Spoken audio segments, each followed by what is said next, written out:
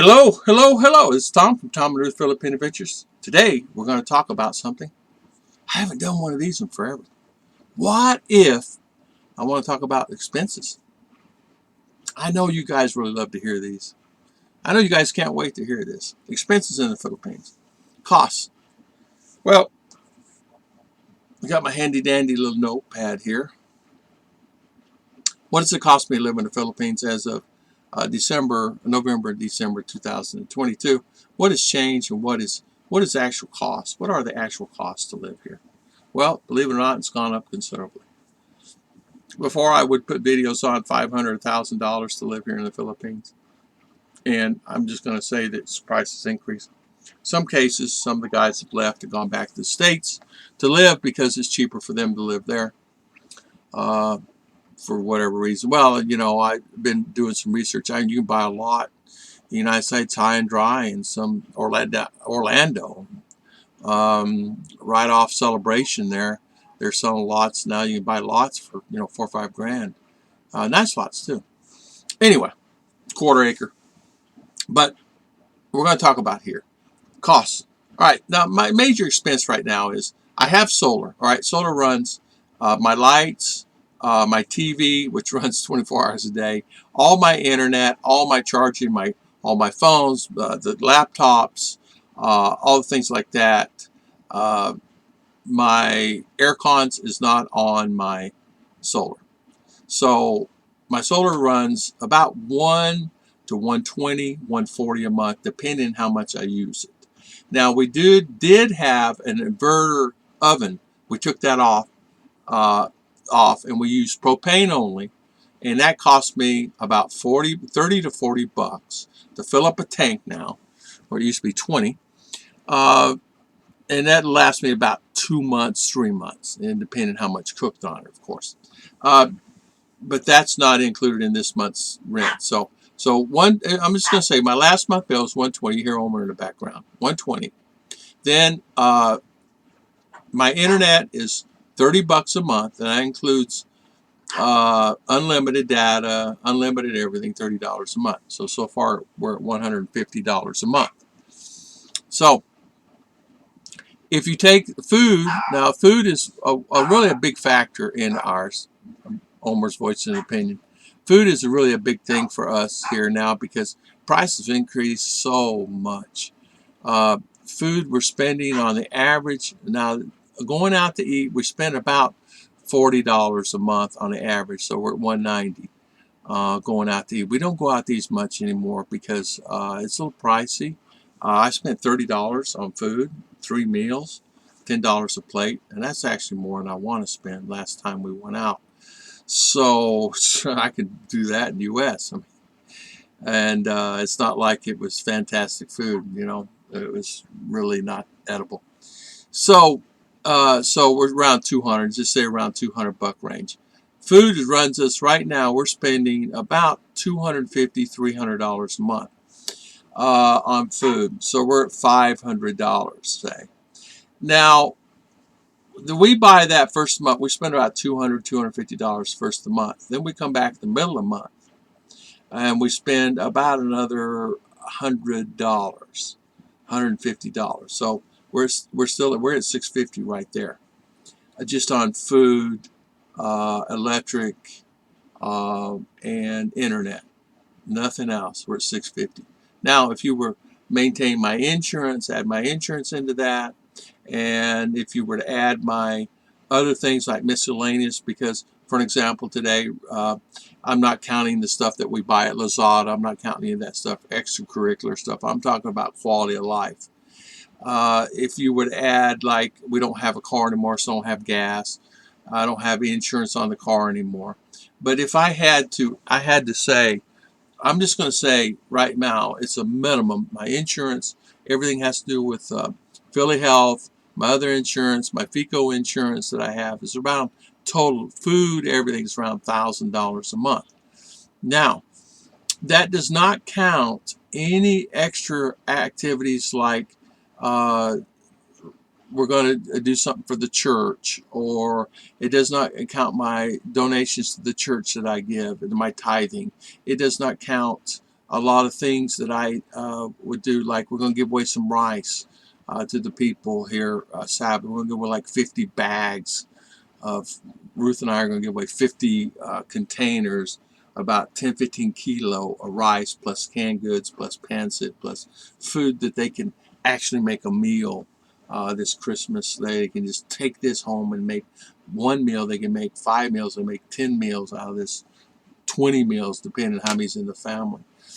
And we're going to give that because there's so many hungry. When we hold church services, we have food there, and a lot of people just come to eat the food and then they're gone right after church.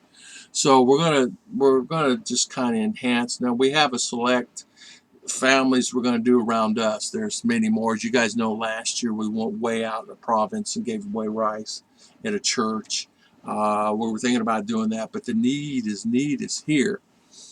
Some of the people, because of the electricity, they turned off their electricity because the rates have got a little bit more pricier than they can afford. So there's no electricity here, there's no electricity here, and there's no electricity here, there's no electricity here, there's no electricity here.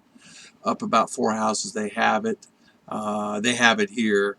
No, no, no, and they turned them off because it's I project my bill is going to run about 200 by mid-March, April, May. I'm paying 150 now. They're just going up. It's okay. The thing that's really the most important thing I do want to say here is the expenses, even at $1,000 a month, doesn't include, like I said, my church tithes, and there's other things involved in it, like say for instance I go tricycle to town, or Argo's tricycle to town, or things like that. So you could easily add just miscellaneous stuff, another 5,000 peso, which is $100, 50 to dollar. So just say $100. So you're at 1,100. So $1,100 basically is what it costs me to live here in the Philippines. Now, that's not counting all the other stuff. Like I need to fix my roof over here. I need to go check that tank and make sure we got enough gas to last because Christmas. I need to, so things happen. Oh, I had to have I had these gutters put on the house, was extra $100. So your cost, and 7 years ago when I moved here, 7 years ago, that tank that I bought was 600 peso, $12. So as you see, it's doubled and tripled. Even the food is doubled and tripled. I'm paying right now as much as I paid in USA 7 years ago. Now, granted, 7 years ago in US, 7 years plus now, the price has probably gone up there or doubled also. Okay? I'm saying that. I don't know that. I'm guessing that. Now, according to the friends that I've talked to, that's back there, recently got there. I just had 2 that's ladies are heading there. Congratulations. The ladies heading back to U.S. are heading there because their K1s was approved. Congratulations to the families. You guys know. And, but heading back there, and if there, as you know, Claude, I always use him as an example because he's a prime example. He's been there since July, August, somewhere around maybe September, right around in there. Wife has a job, making fine, good money, really, really good money. Is Filipina. And I use him as an example because I can use him as an example. His costs, he pays $700 a month, includes internet, electric, water, which includes his aircon, 3-bed. I don't know if it's 2-bath, but anyway, 3-bed and 1 bathroom for sure. Sink, kitchen, the whole 9 yards. He lives in a container home like this. They just put a bunch of container homes out there, and it's okay. This is what they did there in Texas. Shout out for him for that. Congratulations. So $700 a month. Okay, now he has the same situation. He has food and all the other things. I'm not sure. I'll ask him. I'm not sure. I think he's probably living on the same amount of money I am. He's there and I'm here. Now, what are the benefits of him being there and me here? Well, he has a car too. Okay, which is added benefit for him. I don't have a car, but I did have a car, but it added benefit for me too. But apples to apples. So you take that for an example, and I'm just using Claude. I got a dozen more like this. They're telling me they're going back. Things have changed considerably, but the cost factors have changed. But here, it's gone to here, where the cost factors have gone there, here, but maybe here, or maybe here. He said he found that when he left, he's been here 2 years, and he went back and things have increased considerably, but he said overall he's living cheaper in the States than he's living here. And he spends a lot less money. I think I would spend a lot less money in the States than I would here also. But I'm rambling on here, but I want to kind of bring that subject up. I don't know how many people watch this video, but maybe enough to kind of get an idea that maybe sometimes you might think about what's really best for me. Should I sell everything I own, move here, and live the life of freedom in their mind, stress-free? Well, stress is a mindset. You be stressed or unstressed there, just turn off TV. Believe me, things change here also. We don't watch the news either. I'm not even going to talk about it. You guys know it. There's so many things going on here also. Apple to apple, guys. So is Apple heavier here than there? No, it's basically the same. They have the same things happen here in the U.S. You know, schools and all that stuff. Same thing happened here. In fact, I can't talk about it, but I can say that it's apple to apples. Now, what you can do is before you make that informed decision to head off to the Philippines, maybe just relook and go outside the box at your current situation and see whether or not you want to spend the money and sell everything that you own, that maybe one day, unless you have $250,000 in the bank, I wouldn't move to the Philippines. There'd be no way. For me. If you don't have $250,000 in the bank, I wouldn't move. And I tell you, 90% of the people would tell me that. Old dog, bud, all of them will tell you that. Rike, if you don't have $250,000, don't move. Cash. The reason why is you're going to spend anywhere on a lot, anywhere from $3,000 to $5,000 to $7,000. Same thing on a house, $3,000 to $5,000, $7,000, $10,000, $15,000, $20,000 gone, $30,000 gone. Buy a car is $40,000. You should say you're down to $150,000. That's got to last you the rest of your life. $150,000. What if you die 10 years from now and she has 100 left? Is that going to be enough for her? Not really. She'll last, what, 5 years, 10 years? So that is the thing I'm kind of trying to say in here. Even though I'm going on here, this expense video, I'm going on about this, but I want to talk about this. This is kind of laying hard on my chest.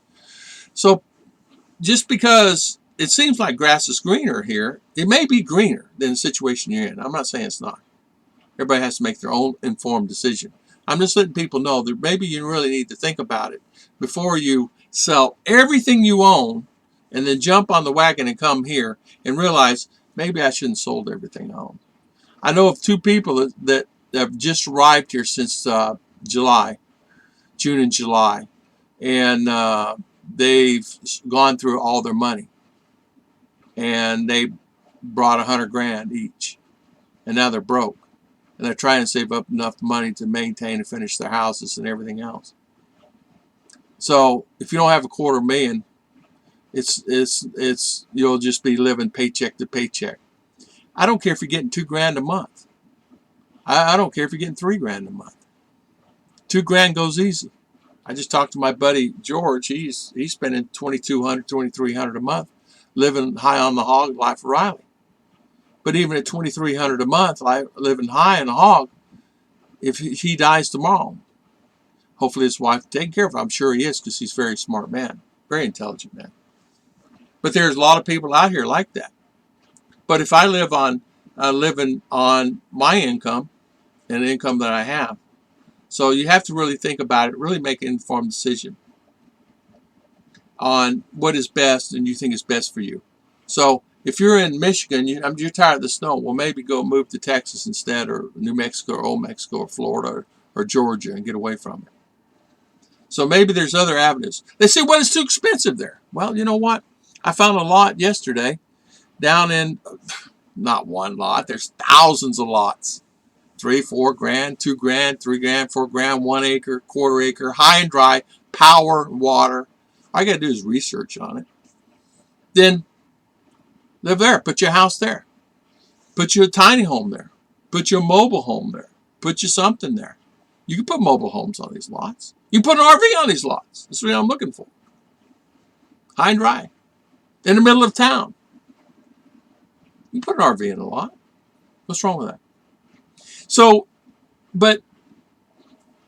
and the lot's paid for, and your house is paid for. We're going to have insurance, food, life, gas. You're going to have that here. Here, it's a little bit more complicated. Traveling's a little bit more complicated. Getting somewhere is complicated. Doing something's complicated. Paperwork's complicated. You don't know what kind of headache I had to go through getting this visa paperwork from here. It's a nightmare. Filled out 40 forms yesterday. Did.